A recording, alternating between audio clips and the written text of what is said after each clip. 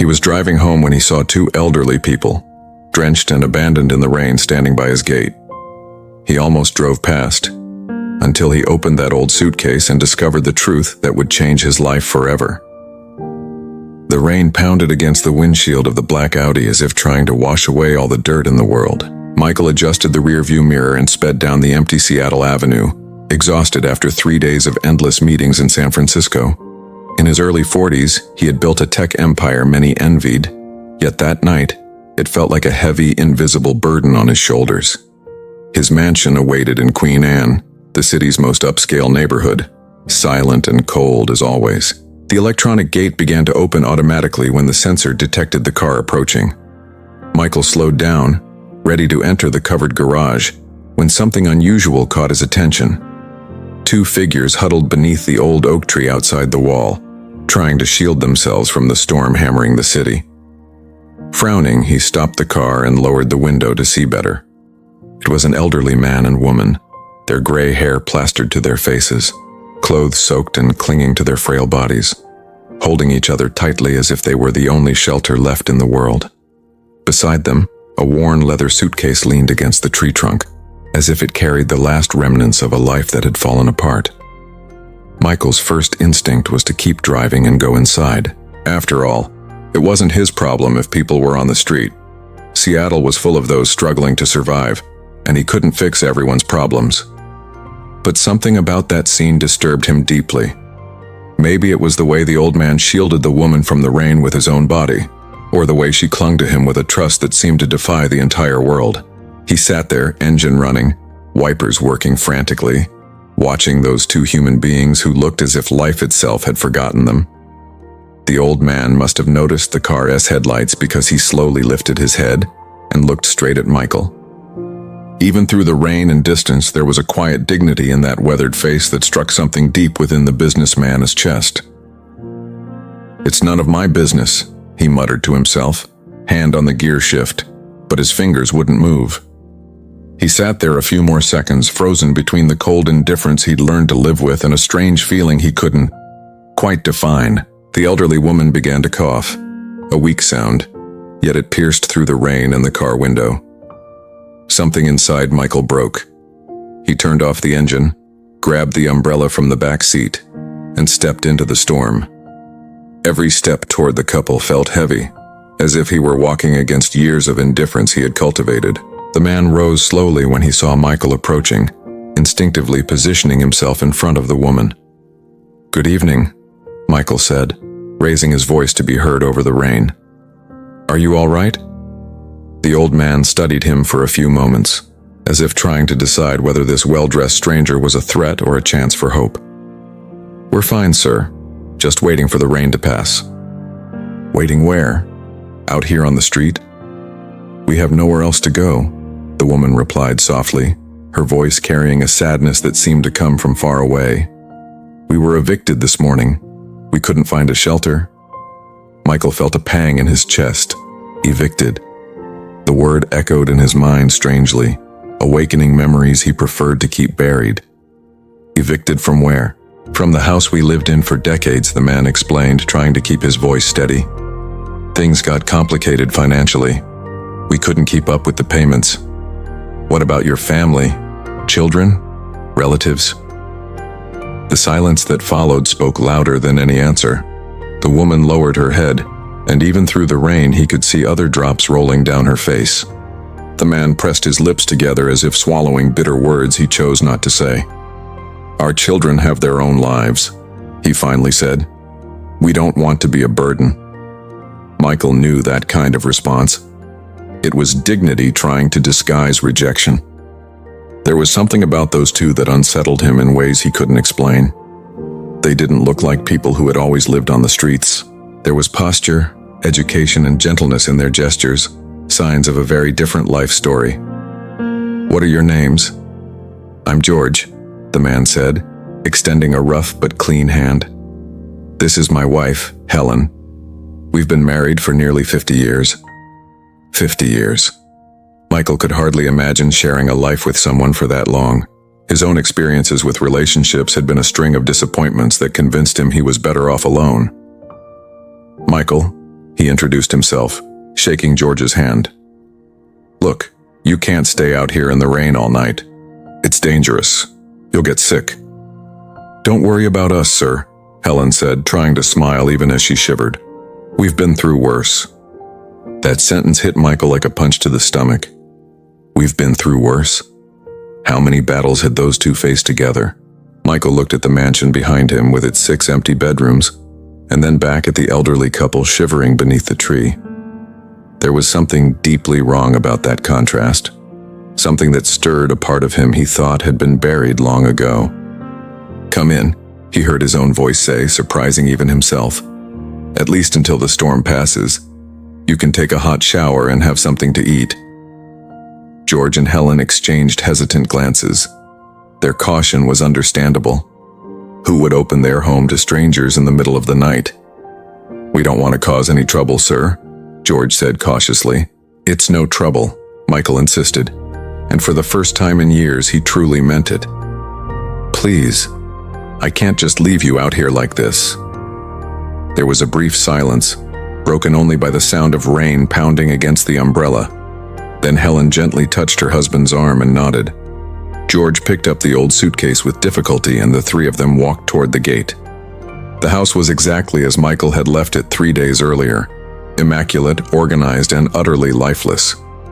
The interior designer had charged a fortune to create that minimalist, sophisticated space, but at that moment it all felt artificial and cold. "My God," Helen whispered as she stepped inside, her eyes wide. "What a beautiful place." Michael saw his home through her eyes and felt a pang of shame. All that luxury, and he hardly spent any time there. It was just a place to sleep between business trips. "The guest bathroom's down the hall," he said, pointing. "There are clean towels in the cabinet. I'll get something warm for us to eat." As George and Helen disappeared down the corridor, Michael walked to the gourmet kitchen he rarely used. He opened the fridge and found leftovers the housekeeper had prepared. He reheated some vegetable soup and made sandwiches, mechanical movements that gave him time to process what he was doing. Why had he invited those people inside? He, who for years had avoided any kind of deep human connection, who had built emotional walls as high as the ones surrounding his property. 20 minutes later, George and Helen returned, transformed. They were wearing clothes Michael had set aside for them, a worn sweater of his and a hoodie he'd never used. They still looked fragile, but the dignity on their faces was clearer now that they were dry and no longer trembling. "Please sit," Michael said, gesturing toward the kitchen table.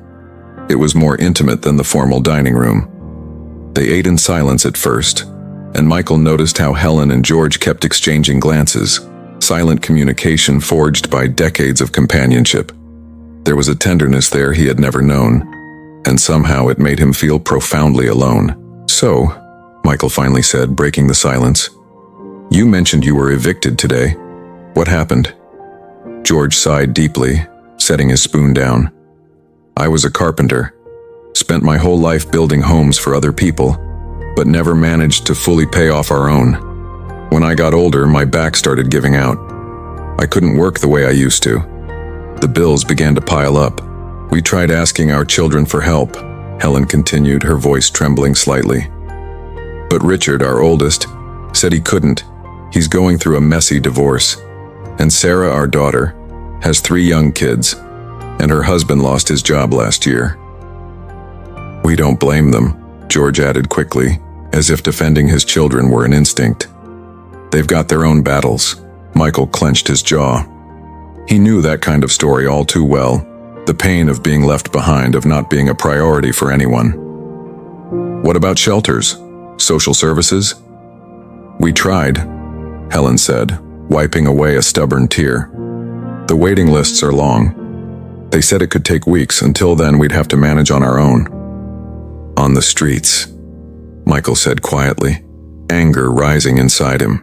Not at them, but at a system that allowed people who had worked all their lives to end up like this. "We'll be fine," George said, trying to sound strong. "We always are." Michael looked at the old man, struggling to hold himself together, protecting his wife even as he was breaking inside, and something shifted within him. It was as if he were looking into a mirror of what he could have been, or perhaps of something he once was and had forgotten. "You'll stay here tonight," Michael said firmly. "Tomorrow we'll figure something out." "We can't accept that," George protested. "You've done enough already." "I insist." Michael stood, ending the discussion. "There's a guest room upstairs. It has a queen bed and a private bathroom. We'll talk in the morning." Later that night, Michael lay on his king-size bed, staring at the high ceiling, unable to sleep. The presence of George and Helen in his house had stirred something deep within him, shaking loose memories he had kept locked away for more than 20 years. He got up and walked to his study, where he kept a box he rarely opened. Inside were old photographs yellowed with age. He picked one up with trembling hands. It was a picture of him at 8 years old, hugging his parents in front of a modest house in a Seattle suburb. His mother was smiling despite her worn-out clothes and the visible exhaustion in her eyes. His father, an immigrant who worked 2 jobs to support the family, had his arm protectively around them both. Michael remembered that day. It was his birthday, and though they couldn't afford a party, his parents had baked a homemade cake and sung to him with such love that he had felt like the richest boy in the world. Everything changed when he was 12. His father had an accident at work and was left disabled. Without proper insurance, the medical debts piled up like an avalanche. Michael remembered the late-night arguments, the desperation in his mother's voice, and the way his father withered, not only physically but emotionally, from no longer being able to provide for the family. And then came the eviction. Michael could still feel the burn of humiliation in his chest, the helplessness as he watched their belongings being placed on the curb while neighbors looked on. He had to watch his mother cry, his father sink into a depression from which he never fully recovered. It was in that moment that Michael made a promise to himself. He would never be vulnerable again. He would never depend on anyone. He would build a fortress of money and success so strong that no one could ever tear it down. And he did. He studied relentlessly, earned scholarships, worked 3 jobs while studying engineering in college. At 25, he founded his first tech startup. By 30, he was a millionaire. By 40, his company was worth over $100 million. But somewhere along the way, something was lost. Relationships became transactions. People became pieces on a chessboard.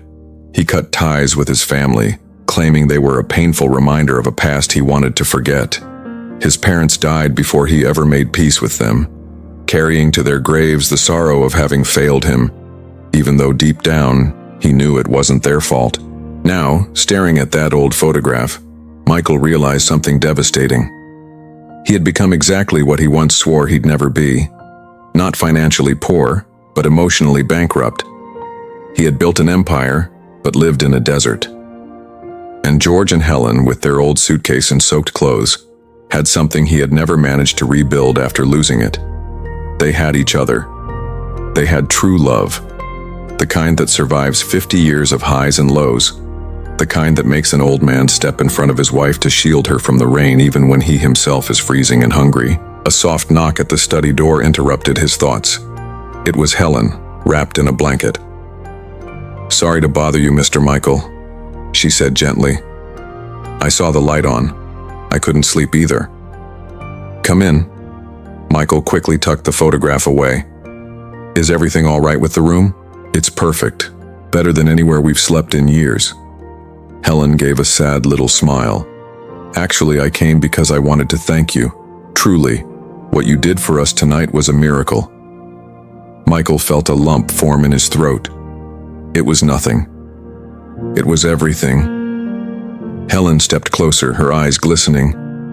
"You know, when we were under that tree, I prayed. I asked God for a sign, for a spark of kindness in this world that sometimes feels so cruel. And then you appeared." "I'm not a good man," Michael said abruptly, startling himself with the raw honesty of it. "I'm not the person you think I am." Helen studied him for a long moment, then sat down in one of the office chairs. "May I tell you something?" Michael nodded, unable to speak. "George and I weren't always poor," she began. "There was a time when we had a comfortable life. Not wealthy like yours, but good. George ran a successful carpentry business. I worked as a teacher. We had our home, our children, our plans for the future. She paused, looking down at her hands. But life has a way of humbling us, doesn't it? The economy changed. Big construction companies took over the market. George lost his contracts and had to close the business. I developed health problems and had to stop working. And suddenly we were struggling just to survive. And your children? Michael asked, his own unresolved pain echoing in the question. They tried to help at first, Helen said, offering a bittersweet smile. But people have their own lives, their own crises. Sarah was dealing with an unemployed husband and 3 mouths to feed. Richard was going through a divorce that was tearing him apart, financially and emotionally. We didn't want to be an extra burden. So you just accepted living on the streets? We didn't accept it, Helen gently corrected him. We fought. We sought help everywhere. But the systems are overwhelmed and there's so much bureaucracy. And then today, when the officer came to enforce the eviction, I felt like we had finally hit rock bottom. Michael felt tears sting his eyes, something that hadn't happened in years. But you know what's funny? Helen continued, her voice softening. Even in our darkest moment when we were drenched and freezing under that tree, I looked at George and still felt grateful. Because we had each other. Because in 50 years of marriage, he never abandoned me. Not once. She stood and walked to the window, gazing at the rain that was finally beginning to ease. True wealth isn't in big houses or fancy cars, Michael. It's in the connections we build, the love we nurture, the people we choose not to abandon even when walking away would be easier. Michael couldn't hold it in any longer. Tears began to fall, silent and hot. I abandoned my parents, he confessed, his voice breaking. When they needed me the most, I turned away. I built this empire, but I lost my humanity in the process. Helen stepped closer and placed a gentle hand on his shoulder. It's never too late to rebuild bridges. It's never too late to choose love over fear. They're gone. Michael whispered. I never had the chance to ask for forgiveness. Then forgive yourself, Helen said with quiet wisdom, and honor their memory by being the person they would have been proud to see. The person you were tonight when you stopped to help 2 strangers in the rain. They sat in silence for several minutes, the sound of rain fading outside until Helen finally said, I'll let you get some rest now. But thank you, Michael, for reminding us that there's still kindness in the world. After she left, Michael remained in the study for hours, processing everything. When the sun began to rise, he had made a decision. The next morning, George and Helen awoke to the smell of fresh coffee and pancakes. Michael had spent the night cooking, something he hadn't done in years, using recipes his mother used to make. Good morning, he greeted as the couple appeared in the kitchen, looking rested and a little more alive. I hope you slept well, like babies, George said, smiling. Best night's sleep we've had in months. As they ate breakfast, Michael watched how Helen poured coffee for George without him asking, how he instinctively added just the right amount of sugar to her cup. 50 years of small acts of love that had become second nature. I need you to do something for me, Michael said finally, sliding a piece of paper across the table. It had an address written on it. What's this? George asked, puzzled. It's a property I bought a few years ago as an investment. A 3-bedroom house in Ballard near the canal. It's not a mansion, but it's a good place. Safe, quiet neighborhood. Helen and George exchanged confused glances. I'd like you to live there, Michael continued, his voice steady. No rent. The house is mine, it's empty. It would be a favor to me if you moved in and took care of it. Michael, we can't accept that, George protested, standing. It's too much. It's not too much, it's the least I can do. Michael stood as well. You gave me something last night that's worth more than any property. You reminded me of who I used to be, of who my parents wanted me to become. Still, Helen began, but Michael raised a hand. Please, let an old lonely man do one thing right in his life. He smiled sadly. Besides, there's one condition. What condition? George asked, cautious. I want you to teach me. Teach you what? How you do it. Michael gestured between the two of them. How you stay together. How you love each other after 50 years. How you find gratitude even when everything falls apart. I want to learn how to be human again. Helen began to cry, but they were tears of joy. George blinked rapidly, trying to hold his own emotions back. "There's one more thing," Michael said, picking up the old suitcase George had left in the corner of the room. "Do you mind if I open this?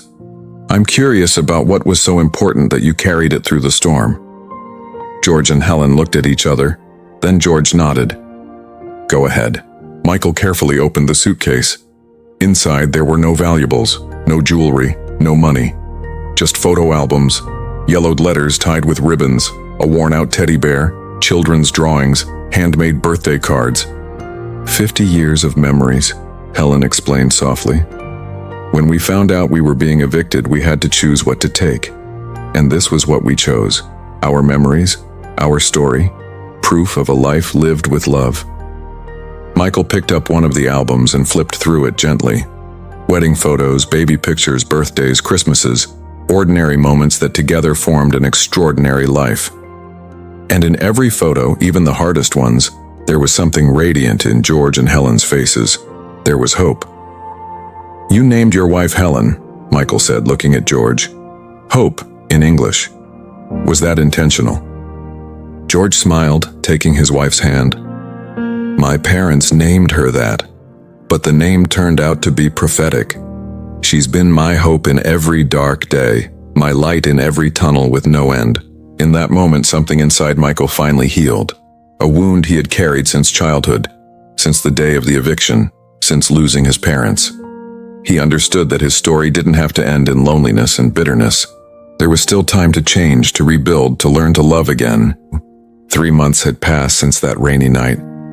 Michael kept his word. George and Helen moved into the house in Ballard, and under their care, the property transformed. Helen planted a garden that exploded with color, and George built a porch where they drank coffee every morning. The house, once a cold investment, had become a home, but the deepest transformation happened in Michael. He began visiting George and Helen regularly, at first once a week, then twice, then 3 times. Simple dinners became the highlight of his week. George taught him basic carpentry, and together they built a bench for Helen's garden. Helen taught him to cook homemade meals, and he discovered the joy of feeding not only the body, but the soul. Through them, Michael began rebuilding the bridges he had burned. He reached out to George and Helen's children, Richard and Sarah, and quietly helped them. He paid for marriage counseling for Richard and helped Sarah find a better job for her husband. Not as a condescending savior, but as someone who genuinely cared. And then, on a warm summer afternoon, Michael did something he had sworn he'd never do. He drove to the cemetery where his parents were buried, a place he had avoided for more than 15 years. He knelt before the modest headstones and for the first time allowed himself to feel everything. The pain, the guilt, the regret, but also the love that had never truly disappeared, only been buried beneath layers of anger and fear. "I'm sorry," he whispered, placing fresh flowers on each grave. "I'm sorry for running away, for blaming you for something that was never your fault, for wasting so much time building walls when I should have been building bridges." The wind blew gently through the trees, and for the first time in years, Michael felt a sense of peace. "I met 2 people," he continued, his words flowing more easily now. "George and Helen. They reminded me of you, of how you loved each other, how you fought, how you stayed together even when everything fell apart. And through them, I'm learning to live again. To truly live, not just exist." Michael stayed there for hours talking to his parents, telling them about the changes in his life, making promises he intended to keep this time. When he returned home that night, he found a message from George. "Dinner on Friday? Helen's making that roast you love, and we've got something to show you."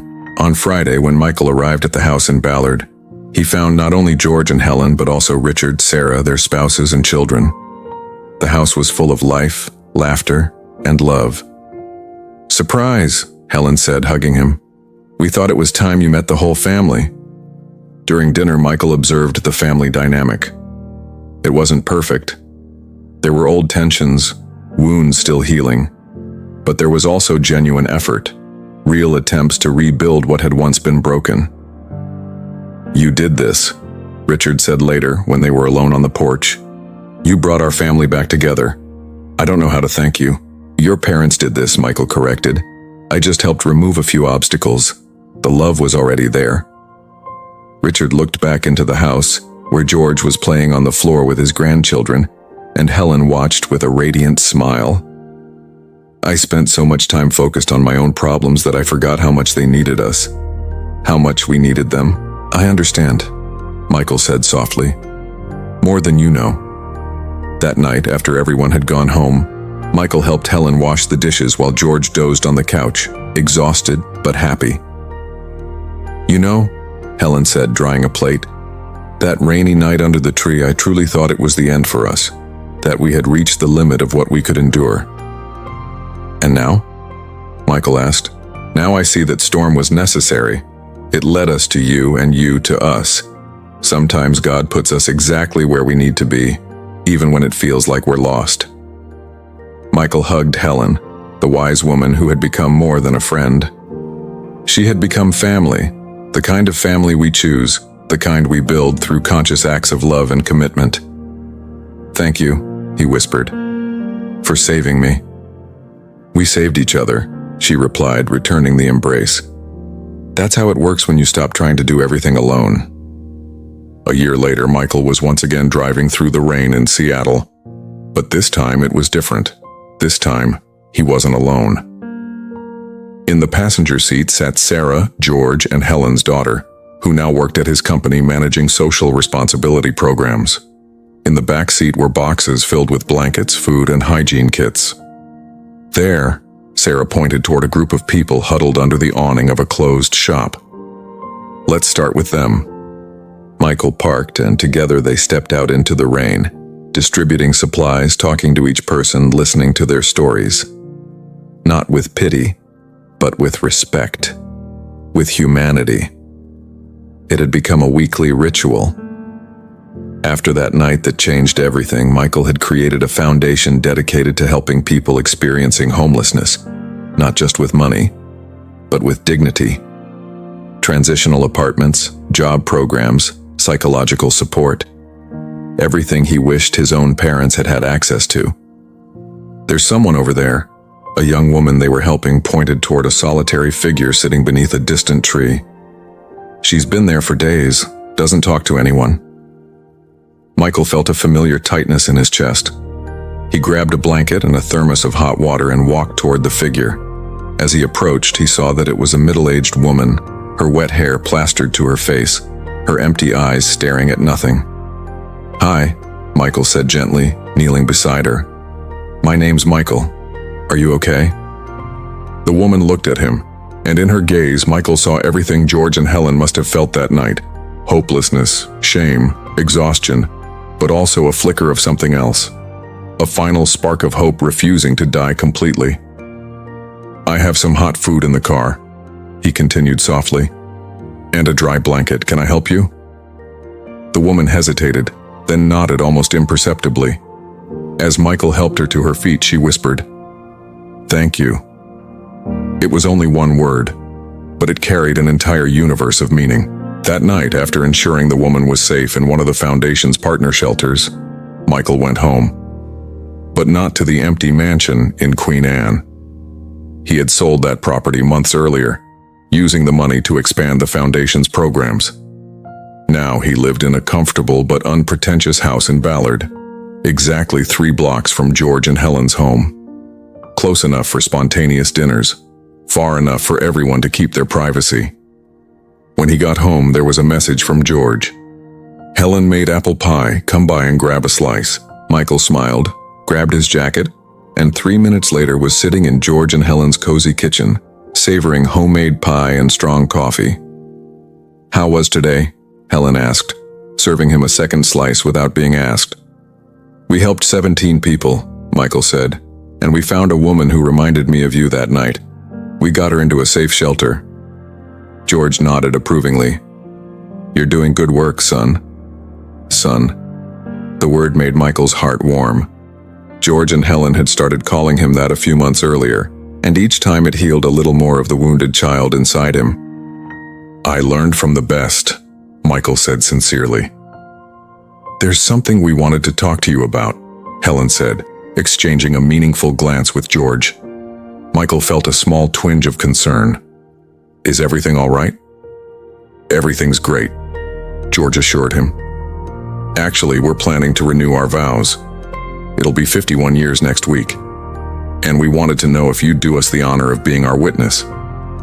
Michael felt his eyes fill with tears. "It would be an honor."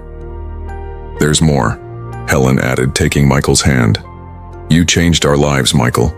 Not just by giving us a place to live, but by giving us hope again. You brought our family back together. You showed us there's still goodness in the world." "You did the same for me," Michael said, his voice breaking. "You saved me." "Then we're family," George said simply. "Not by blood, but by choice. And that's just as powerful." The following week, in a small ceremony in the garden Helen had cultivated, Michael witnessed George and Helen renew their vows. Richard and Sarah were there with their families.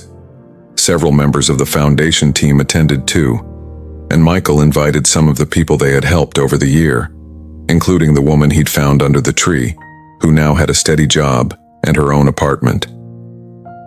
As George and Helen repeated their vows, the same ones spoken 51 years earlier, but now weighted with the gravity of decades of fulfillment, Michael looked around and saw something extraordinary. He saw family. Not the flawless family of TV commercials, but the real kind. Messy, complicated, patched together, but absolutely beautiful. A family built on second chances, on forgiveness, on the daily choice to show up for each other even when it's hard. "I choose you," George was saying to Helen, his voice steady despite his age.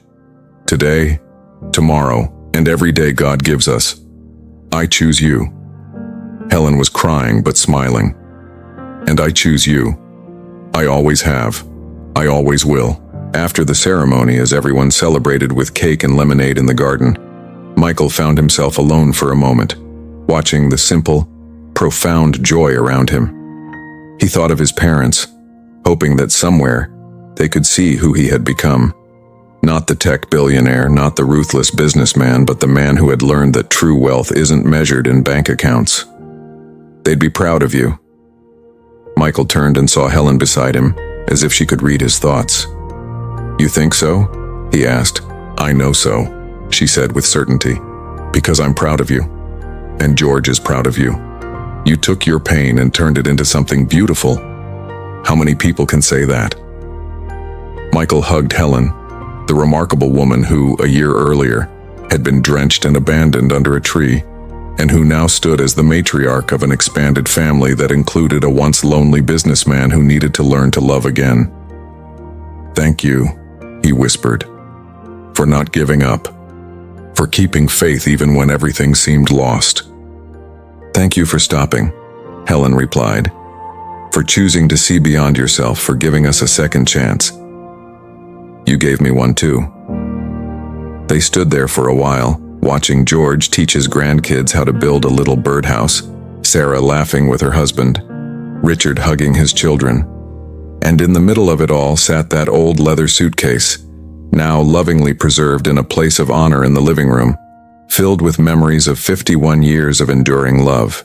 Michael realized something profound in that moment. The storm that had brought him to George and Helen wasn't an accident. It was a redirection. It was the universe, God, fate, whatever name you give it, telling him there was a better path, a better life waiting, if only he had the courage to stop, to look, and to choose compassion over indifference. That rainy night a year ago, when he almost drove past those two soaked elderly strangers, Michael had been standing at the most important crossroads of his life. And he had chosen right. Not because it was easy, not because it made business sense, but because in that moment, for reasons he still couldn't fully understand, he chose to be human. And that choice changed everything. Months later, as Michael gave a talk on social entrepreneurship at a packed conference in Seattle, he ended with a story. The story of a rainy night, two abandoned elders, an old suitcase full of memories, and a man who learned that true success isn't measured by what you accumulate, but by what you give. "The richest person I know," he told the silent audience, "lives in a modest house in Ballard. He He's 73 years old, has bad knees, and lives on a small pension. But he has something it took me 40 years to find. He has love, real love, tested by time, proven by adversity. Michael paused, scanning the crowd until he found George and Helen sitting proudly in the front row. George and Helen taught me that it's never too late to change, that real wealth is in the connections we build, that family isn't just blood, it's choice, and that sometimes the greatest blessings come disguised as storms. The audience applauded, but Michael wasn't listening. He was watching George hold Helen's hand, that simple gesture that spoke volumes about commitment, partnership, and love that chooses to stay. And Michael knew, with absolute certainty, that he had finally found what he'd been searching for all his life. It wasn't at the bottom of a bank account. It wasn't at the top of business rankings. It wasn't in empty mansions or luxury cars. It was right there, in that moment, in those joined hands, in that enduring love, in that daily choice to show up for one another. It was home. Finally, after 40 years wandering through an emotional desert of his own making, Michael had found his way back home. And it all began with one simple choice on a rainy night. The choice to stop, the choice to see, the choice to care, the choice to be human. If this story touched your heart, if you believe in the power of compassion and second chances, help others find this message. Subscribe to the channel, leave a like on this video, and share it with someone who needs to be reminded that it's never too late to change, to rebuild, to choose love over fear. And in the comments, tell me, from which city are you watching this story? I want to know where the people are who still believe in human kindness, who understand that our greatest wealth isn't what we own, but who we love, and how we treat those who cross our path. Write your city in the comments right now. Let's create a map of hope, proving that in every corner of the world there are still people who choose compassion. I'll see you in the next story. Until then, remember, you can be the miracle someone is waiting for. You can be the Michael who stops in the storm. You can be the light in someone's darkest night. Choose to be that person today.